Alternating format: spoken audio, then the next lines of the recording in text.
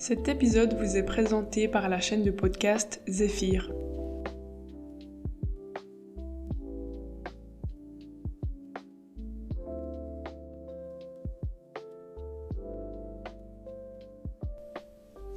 Bonjour à toutes et à tous dans l'épisode 16 du podcast Zéphyr.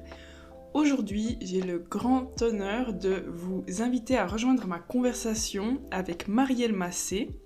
Marielle Massé, qui est historienne de la littérature, essayiste et maître de conférences à l'École des hautes études en sciences sociales à Paris. Elle a écrit plusieurs livres, dont Façon de lire, manière d'être, Une pluie d'oiseaux et Nos cabanes, des livres dont nous allons parler aujourd'hui. Et vous verrez que ces thématiques au sein de ces livres sont vraiment au centre des intérêts de ce podcast, puisqu'ils traitent de la façon dont les livres interagissent avec nos vies, mais aussi comment les livres pourraient nous aider à nous relier à nouveau au vivant en cette crise socio-écologique actuelle. Donc installez-vous bien et je vous laisse vous plonger dans cet échange avec Marielle Massé. Bienvenue pour ce podcast Zéphyr. Merci de prendre le temps de contribuer à cet échange dans lequel nous parlerons donc des liens entre narration, récit et valeurs environnementales. Tout d'abord, comme pour tous les participants et participantes de ce podcast, je pense que c'est bien si vous pouvez vous présenter de la manière dont vous le souhaitez. Mhm. Très rapidement, j'imagine. Donc moi, j'ai disons, une double identité d'enseignante, chercheuse et d'écrivaine. Je suis directrice de recherche au CNRS et professeure à l'EHESS en littérature. L'EHESS, c'est l'École des hautes études en sciences sociales. C'est une université parisienne qui commence au master et qui est une émanation depuis les années 60, euh, disons, d'une vision progressiste des sciences humaines et sociales qui s'est détachée en fait d'abord de la Sorbonne et puis ensuite de l'école pratique. Et puis je suis par ailleurs auteure d'essais qui se situent entre la critique sociale, la philosophie et la poésie. Voilà. Oui, c'est passionnant, tous ces volets de votre travail et de votre personnalité. Personnellement, je fais ma recherche doctorale sur justement ce thème des narrations, donc comment les narrations, qu'elles soient individuelles ou littéraires, peuvent influencer nos valeurs environnementales. Euh, et je suis précisément vraiment dans la philosophie de l'environnement. Et en fait, je suis tombée sur votre texte Façon de lire, manière d'être, qui a été une révélation pour la partie théorique de ma thèse. Car dans ce texte, vous proposez de comprendre la lecture comme un lieu où chacun et chacune peut se réapproprier son rapport à soi-même, aux autres et au monde. Donc aussi une lecture qui touche aux valeurs personnelles ou aux perceptions que l'on se fait du monde autour de soi. Et je vous cite ici, vous percevez les récits comme contenant une force de transformation de soi. Pour vous, comment les livres interagissent-ils avec nos vies? Merci d'abord pour ce que vous dites de ce livre. C'est presque comme si ça redoublait le thème, de dire que même une lecture théorique peut remettre quelque chose en mouvement ou accompagner un mouvement qu'on a à l'intérieur de soi, mouvement de pensée, mouvement de construction de l'existence.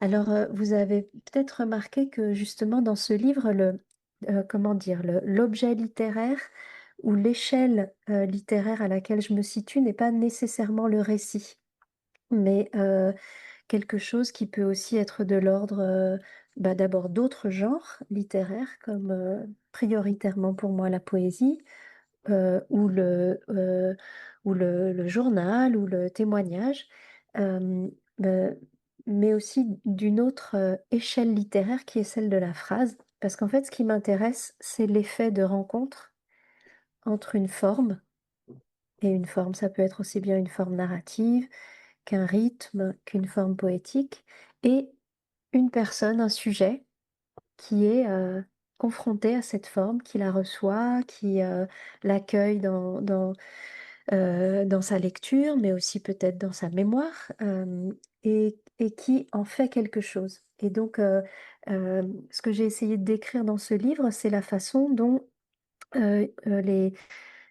nos lectures ne sont pas en quelque sorte un canton ou un territoire séparé, autonome, à côté de notre vie quotidienne et de la façon dont on accomplit ce qu'un poète italien Pavese appelait le métier de vivre, mais que les livres font partie de ces rencontres, au même titre qu'une personne, au même titre qu'un paysage, qui nous aident, parfois aussi nous font obstacle, pour conduire cette existence.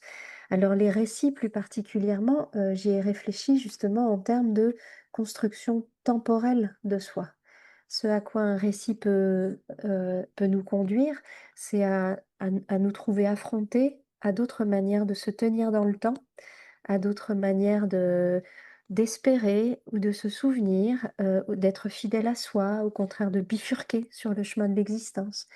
Et parfois quand on a affaire à un récit, et qu'on se trouve, conduit à se projeter dans la destinée d'une héroïne, d'un héros, peut-être aussi de personnages secondaires, on est amené peut-être à, faire bouger des lignes à l'intérieur de soi, à apprendre d'autres manières de se rapporter à son propre passé, à son propre futur.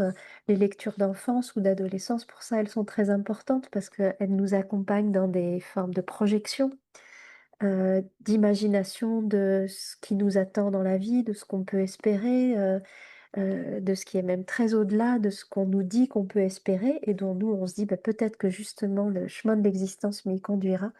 Donc ce que j'ai essayé de comprendre, c'est ça, c'est la manière dont les lectures se tiennent dans la vie au même titre, encore une fois, que les visages et les paysages, et qu'elles appartiennent à une vaste zone, comme ça, un vaste territoire où on est affronté à d'autres manières d'être, d'autres manières d'habiter, d'autres manières d'aimer, d'autres manières de se tenir dans le temps. Et on se bat un petit peu avec ça pour les faire nôtres, ou au contraire pour les laisser sur le côté. Donc c'est un livre qui parle vraiment de cet effet d'articulation, ou au contraire d'indifférence, entre des formes littéraires et des formes de la vie. Mmh. OK. Et quand on parle en fait de cette idée selon laquelle, les livres ou alors les phrases, les textes qu'on reçoit dans nos vies interagissent avec nos vies, forcément je suis tombée sur les théories de Ricoeur Bien dans sûr, la partie ouais. théorique. Donc pour, les gens qui nous écouteront, je résume rapidement: des théories selon lesquelles chacun et chacune a une identité narrative et donc qui se reconfigure, qui se construit à travers les différentes lectures dans un cycle herméneutique. Et dans votre texte, j'ai trouvé très intéressant car en fait, j'ai lu que vous avez une certaine distance par rapport à ces théories. Vous allez en fait plus loin. Est-ce que vous pourriez ici résumer, si c'est possible, ou simplement expliquer comment vous vous positionnez par rapport aux théories de Ricoeur? Oui, alors je pense pas du tout aller plus loin parce que j'ai une admiration immense pour Ricoeur, mais de la même façon qu'au tout début, je vous disais, les livres dont il est question, enfin qui m'intéressent, ce sont pas, même pas prioritairement les récits, en fait. En vérité, moi, je suis beaucoup plus lectrice de poèmes que de romans. Et donc, alors voilà, Ricoeur a cette proposition considérable, hein, dans ce livre qui en 3 tomes, qui s'appelle Temps et récit, et tout est dans le titre, Temps et récit, c'est-à-dire que il réfléchit à la façon dont, pour nous temporaliser, pour nous construire comme être temporel, pour donner un sens à notre place dans le temps, euh, comment dire, général, enfin celui auquel on est tous soumis. Donc pour nous temporaliser nous-mêmes, nous nous appuyons sur des modèles narratifs. Nous avons besoin de pouvoir nous raconter à nous-mêmes notre propre vie. Nous avons besoin, par exemple, euh, de comprendre si l'on a été fidèle à un passé, de savoir si l'on s'engage par des promesses pour l'avenir. Et donc Ricoeur a cette pensée narrative d'une forme de cohérence, disons, de l'identité. Et c'est une pensée très précieuse. Mais disons, moi qui essaye un petit peu dans chacun de mes actes, que ce soit d'enseignement, de transmission, de critique ou d'écriture, moi qui essaye donc de m'éloigner du modèle du récit. Ce que j'ai, avec quoi je suis entrée en débat dans la pensée de Ricoeur, c'est avec l'idée d'une identité narrative. C'est avec l'idée que donner sens à sa vie, ce serait lui donner un sens narratif. Et j'ai l'impression d'abord que c'est peut-être de moins en moins le cas, peut-être de plus en plus difficile, que peut-être le succès ces dernières décennies d'autres genres littéraires, comme l'essai, par exemple, l'essai personnel, l'essai de femme, qui est aussi presque un genre à lui tout seul, avec des écrivaines comme Maggie Nelson ou Anne Carson. Euh, j'ai l'impression que on peut essayer de penser le miroitement entre forme littéraire et forme de l'identité en le décrochant du modèle narratif. Il est possible que souvent, euh, d'abord, on n'arrive pas à se raconter en continu, ou même qu'on n'en ait pas le désir, que l'identité se façonne autrement, à plus petite échelle, selon des morceaux de récit, et peut-être pas selon un grand récit cohérent et synthétique. Et donc, c'est avec ça que je suis un peu entrée en débat. Ce que j'ai hérité de Ricoeur, c'est vraiment cette idée d'un corps à corps entre le lecteur et des formes qui sont comme des pistes d'existence. Et puis là où je me suis un petit peu écartée de lui, c'est dans sa passion pour le roman, puisque pour moi, c'est à la fois à une autre échelle et dans d'autres modèles du temps, la question du rythme plus que celle de l'ordre narratif, la question de la phrase et de la langue plus que celle de la construction d'une histoire. Donc je me suis écartée de lui de cette façon-là. Ok. Et donc, dans ces plusieurs façons d'être, de vivre le monde, la question que je me pose aussi dans ma thèse en ce moment est la suivante. Donc, on a donc ces lectures qui nous touchent, mais j'étudie aussi en fait de plus en plus l'acte d'écriture comme un moyen aussi de s'exprimer de manière différente, mais donc à hauteur, disons, de personnes normales, donc pas d'écrivains, d'écrivaines, donc sans viser de textes littéraires euh, à grande audience. Donc moi, par exemple, si maintenant j'écris un petit poème de mon côté, est-ce que, selon vous, ça peut aussi travailler mes valeurs? Est-ce que je peux aussi avoir une sorte d'échange entre des écrits que je fais personnellement, individuellement, et mes valeurs? Est-ce qu'il y a aussi ici un cycle, une réflexion? Ah oui, j'en suis convaincue et, et bravo d'entrer dans cette dynamique d'écriture euh, tout en disant, comme vous le dites, bon, être écrivain, ça viendra peut-être plus tard ou autrement, mais pour l'instant, c'est comme une espèce de débat que j'ai avec moi-même ou de conversation que j'ai avec moi-même, mais en tant que je suis traversée par plein d'autres euh, questions, propositions. Enfin, et j'aime bien que vous utilisiez le mot valeur parce que, alors, moi, c'est un mot que j'ai beaucoup travaillé aussi. Alors, en essayant de pas lui donner un sens, disons, conservateur, où il ne s'agit pas des principes moraux de l'existence, il s'agit de ce à quoi on tient, ce à quoi on tient. Et en effet, je trouve que écrire, c'est souvent se donner les moyens de découvrir ce à quoi on tient. Et on ne savait pas forcément avant qu'on y tenait. Euh, je crois que c'était Duras qui disait que on écrit pour savoir ce qu'on écrirait si l'on écrivait. C'est-à-dire qu'on écrit précisément pour chercher ce qu'on pense. On ne le sait pas d'abord. Et c'est en écrivant, en étant parfois surpris par les phrases qui nous viennent et qui peut-être nous excèdent, nous dépassent, qu'on ne serait pas tout à fait capable de soutenir. Enfin, on se dit, tiens, j'ai écrit ça, est-ce que je suis vraiment d'accord avec ça? Est-ce que on fait l'effort parfois de rejoindre une phrase que pourtant on a soi-même écrite? Et, et, et précisément, on est en conversation avec cette opacité qu'on a à l'intérieur de nous. On essaye de la débrouiller, on est aidé en fait à découvrir ce qu'on pense ou ce qu'on pourrait penser en l'écrivant. Ça, Mhm. j'y crois beaucoup. Et j'y crois beaucoup aussi parce qu'en écrivant, ce avec quoi on est en corps à corps, c'est avec la langue, tout simplement. Et la langue, parfois, elle sait plus de choses que nous. Elle nous oblige à préciser, à aller dans les coins. Donc, c'est un grand exercice de mise en mouvement intérieur, l'écriture. Mm. Mhm. C'est une discipline, disons, de recherche où je trouve qu'il y a encore peu de littérature sur ces questions de l'écriture personnelle et du travail de soi. Enfin, je- Oui, ouais. absolument, mais aussi parce qu'il y a beaucoup de préjugés à ce sujet et de tous les côtés.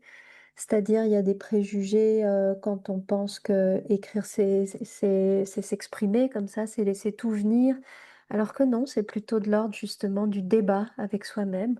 Ou alors, il y a des préjugés qui consistent à penser qu'il y a d'un côté la recherche sérieuse et documentée, et de l'autre des moments où on se ferait plaisir en faisant de la littérature. Et moi, je sais que bah, c'est pas par hasard que j'ai fait ma thèse sur le genre de l'essai, c'est-à-dire ce genre où écrire et penser, c'est la même chose. Enfin, on espère pour les meilleurs des essais et des essayistes. C'est parce que je pense qu'il y a une vraie zone de solidarité entre la recherche et l'écriture, mais qu'elle n'est pas donnée d'emblée. Elle est pas, il ne s'agit pas juste de répondre à un désir d'écriture, il s'agit de savoir engager sa pensée en écrivant. Mhm. Ok. Et comme je vous ai aussi déjà mentionné, c'est vraiment intéressant car je suis tombée sur votre livre, donc je me suis dit, ah super, c'est vraiment ce dont j'ai besoin.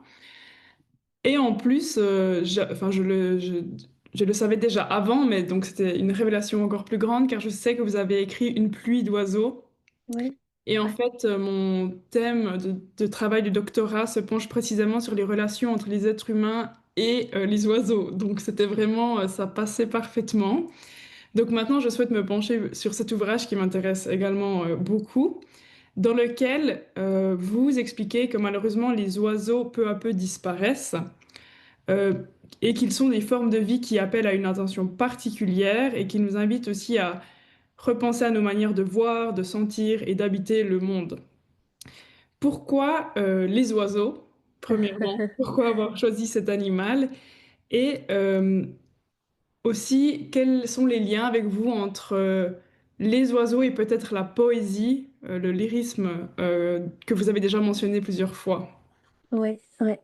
Peut-être je vais commencer par la deuxième Oui. question, dans la mesure où en fait on pourrait tracer un chemin très simple entre ce livre dans lequel je réfléchis sur l'acte de lecture et le livre sur les oiseaux, puisque l'exemple initial que je donne dans le livre sur la lecture, c'est un poème de Francis Ponge qui s'intitule Dans le style des hirondelles et qui décrit justement non pas les hirondelles, mais le style des hirondelles, c'est-à-dire leur manière d'être dans le ciel, le- le- leur stridence, les signes bleu-noir qu'elles tracent comme ça un peu sur le tableau du ciel, si on peut dire. Et Ponge, dans la dynamique même de son écriture, nous invite en quelque sorte à entrer dans ce style d'être-là, à éprouver quelque chose, alors non pas comme ce que ce serait ce que ce serait qu'être hirondelle, mais au moins à s'en approcher un petit peu, à aller chez elle, en quelque sorte. Et donc il y a un rapport évident entre, disons, ces trois choses. Un poème qui s'intéresse à des vivants très particuliers, les oiseaux, et qui nous aide à entrer dans leur forme de vie, à nous approcher de leur forme de vie. Euh, et donc c'est un trio, en fait. Mhm. Le, le poème, Mhm. les oiseaux et nous qui essayons d'être un peu plus attentifs à leur égard. avec cette conviction que j'ai que la poésie peut participer de ce regain d'attention. Alors pourquoi les oiseaux? Euh, bah, pour plusieurs raisons. D'abord parce que euh, ce sont sans doute les vivants auxquels les cultures humaines sont le plus unanimement attachées. Dans, dans énormément de cultures humaines, les oiseaux ont une place centrale dans les rites, dans les mythes et aux moments les plus importants de la compréhension de ce que c'est que vivre, naître, mourir, partir dans l'au-delà, etc. Donc ils sont très présents euh, dans toutes les religions, en fait, et à l'origine de toutes les cultures. Ils sont extrêmement présents dans les vies quotidiennes, disons, tant qu'elles sont rurales. Euh, Ils sont extrêmement présents dans la constitution même des humains et notamment des garçons, puisque devenir un garçon, jusqu'à il y a peu, c'était faire des choses comme les oiseaux ou faire des choses avec les oiseaux, grimper aux arbres, siffler, dénicher. Euh, euh, et puis, les oiseaux sont aussi très présents dans dans, dans nos cultures poétiques, dans nos cultures musicales, et même dans les réflexions sur ce que c'est que les langues humaines et sur ce qui distingue ou pas les langues humaines des langues animales. Donc, les oiseaux sont un peu à la charnière, en fait, des langues humaines et des langues animales. Ils montrent leur virtuosité, euh, l'extrême complexité de leurs messages, leur capacité d'apprentissage, la différenciation de leurs accents selon les espèces, selon les lieux, selon les formes de migration, etc. Tout ça place les oiseaux dans une zone complexe entre les privilèges supposés des langues humaines et les codes des langues animales.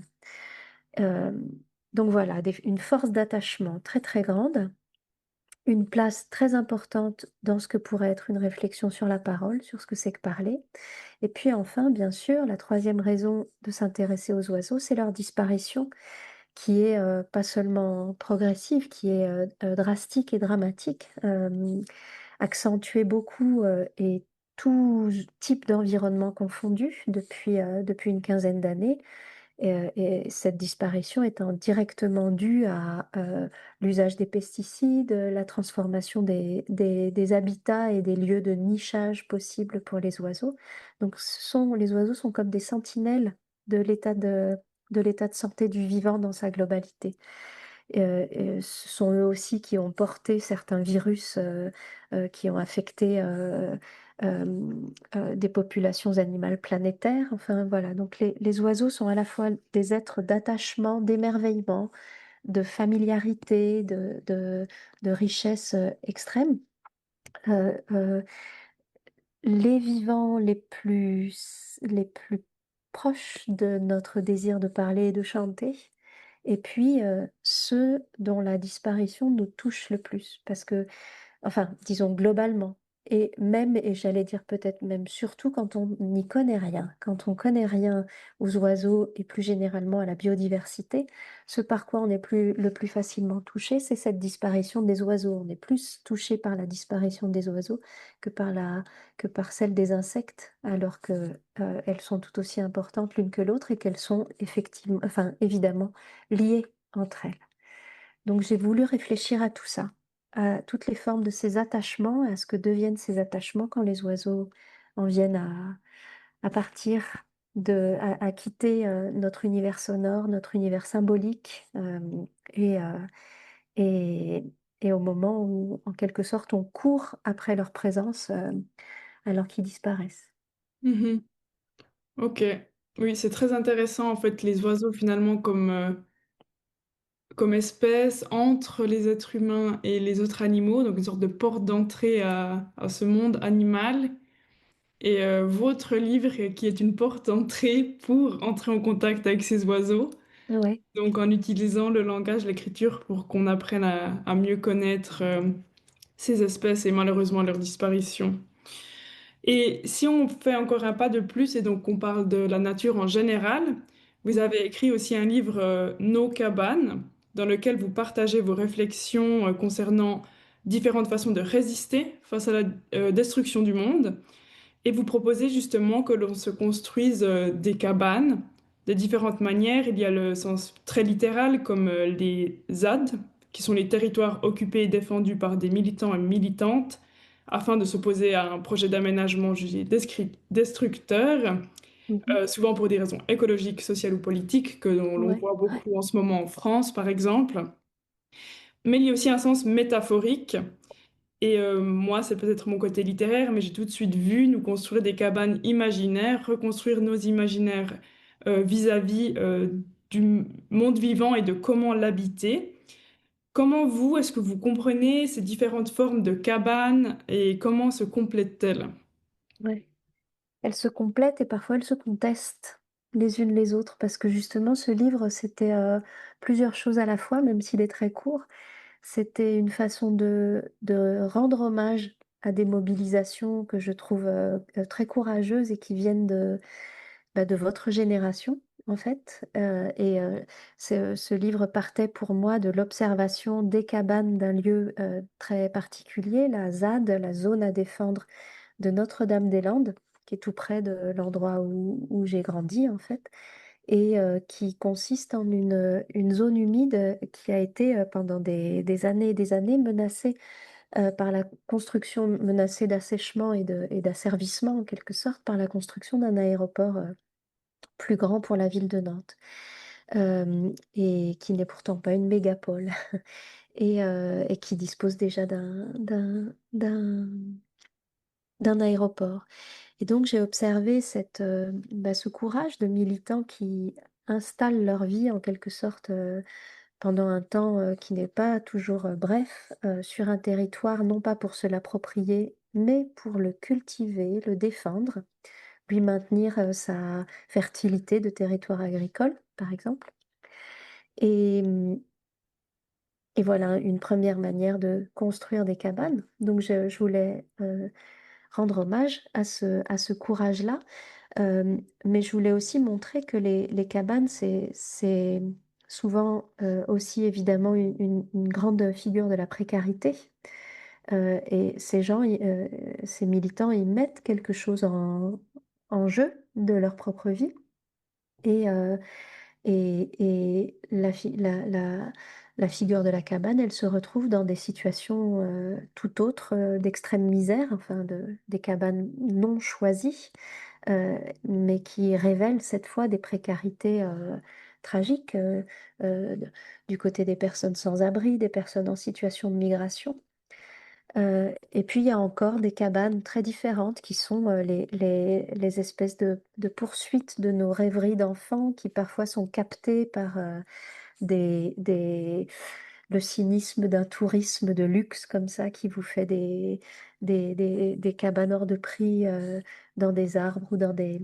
Donc c'est une façon, euh, euh, c'était une façon de rassembler la notion de la cabane, la figure de la cabane, c'était une façon de rassembler des états d'habitation extrêmement différents, mais qui parlent tous soit du désir, soit de la nécessité, soit de la tragédie d'avoir à vivre autrement. Et donc ce à quoi je voulais réfléchir, c'était à ça, c'était à cette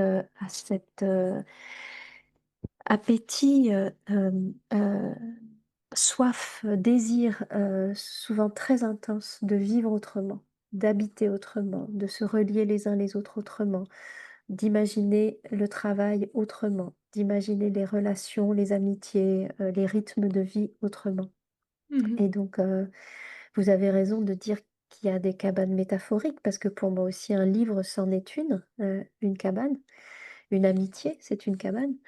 euh, à condition peut-être qu'on mette en valeur le fait que lorsqu'elle est heureuse, choisie, cultivée, la cabane, c'est une façon d'être encore plus dehors. Hein. C'est pas une façon de tourner le dos au monde, c'est une façon d'être encore plus dehors. C'était le cas pour la ZAD de Notre-Dame-des-Landes. Il s'agissait pas de se faire une petite vie à l'écart, mais au contraire d'exposer aux yeux du monde le fait qu'il y avait tout un territoire à défendre. Euh, et, et pour moi, la beauté, disons, de cette image de la cabane, qui est un petit peu comme une machine à rêver, quand elle est choisie, quand elle est, disons, quand on parle de vie où les gens ont une maison et où la cabane est un pas de côté par rapport à la maison, la beauté de cet imaginaire, c'est celui d'un espoir d'être encore plus habitant de nos paysages, en fait. Donc des cabanes à partager finalement. Exactement. Comme les livres, comme les citations, comme la conversation. Et donc finalement, dans ces récits sur l'environnement, vous souhaitez aussi, si on retourne à nos théories plutôt du début de notre échange, vous souhaitez aussi toucher les valeurs des gens ou bien les faire réfléchir sur leur conception du monde, je suppose.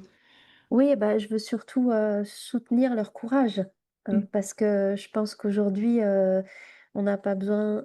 euh, D'abord, je mesure que les livres que j'écris ne touchent peut-être que ceux qui ont déjà certaines convictions. Euh, euh, et il y en a un autre que j'ai fait toujours aux éditions Verdier plus récemment qui s'appelle Respire, qui parle du caractère irrespirable de beaucoup d'endroits du monde et de ce qu'il nous faut pour reprendre notre souffle en quelque sorte. Et mon enjeu, c'est justement d'accompagner des espérances et des courages, c'est-à-dire de dresser des diagnostics sans complaisance sur certaines crises centrales dans notre monde commun, dans notre monde partagé, mais très inéquitablement partagé et d'accompagner le courage de ceux qui essayent d'y agir et de faire autrement. Et dans le petit livre sur la respiration, par exemple, je documente toutes sortes de situations d'étouffement ou d'asphyxie, mais tout l'enjeu, c'est qu'on n'en sorte pas encore plus abîmé, qu'on en sorte au contraire avec le désir de créer des respirations de solidarité, enfin des choses de cet ordre-là. Donc faire réfléchir, oui, mais aussi équiper en quelque sorte, à la fois moralement, poétiquement, politiquement. Mhm. Très intéressant, oui. Donc donner du courage. Ouais. Je me suis noté le livre, donc Respire, que je ne manquerai pas de lire. Je m'en réjouis déjà. Et donc, j'arrive déjà aux dernières questions que je pose à tous les invités Oui. du podcast. Est-ce que vous avez un autre livre, peut-être, en lien avec la nature, si possible, que vous conseilleriez aux gens qui nous écoutent? Est-ce que je peux en donner deux? Bien sûr, oui. Alors, je donnerai un poème, un recueil de Mhm. Francis Ponge qui s'appelle La Fabrique du Pré. Oui. La Fabrique du Pré, c'est un long poème qui réfléchit à cette zone particulière qu'est la pousse d'un pré. Il lui faut de la terre, de l'eau, de l'air, et c'est tout le processus de la composition de cet être vivant très complexe qu'est un pré, avec lequel Ponge se bat par la langue, si je peux dire. Et c'est un magnifique poème. Et puis le deuxième, c'est un livre d'une anthropologue qui s'appelle Vanessa Manseron. C'est un livre qui est apparu il y a quelques années déjà, je ne sais plus en quelle année, et qui s'intitule Les Veilleurs du vivant. C'est sous-titré Avec les naturalistes amateurs. Mhm. Et Vanessa Manseron, donc, elle est allée enquêter en Grande-Bretagne, en Angleterre surtout, auprès de ceux qu'on appelle les naturalistes amateurs, c'est-à-dire ces gens dont l'activité euh, amateur principale consiste à aller faire des collectes de plantes, observer des oiseaux, hein, ceux qu'on appelle les bird watchers, euh, s'informer, recueillir, classifier, etc.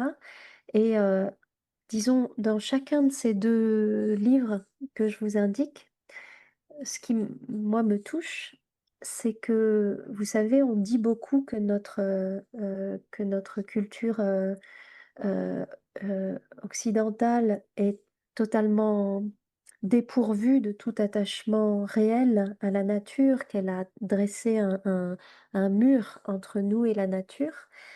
Et on voit que dans la culture poétique, comme dans la culture pratique, dans certains gestes, des amateurs naturalistes, par exemple, eh ben, il y a des tas de manières de contester en fait cette séparation dominante entre nous et la nature. Et j'aime bien l'idée d'aller regarder à la fois des gestes et des poèmes pour voir qu'il y a des liens réels, des attachements réels Mhm. et qu'on peut s'en inspirer.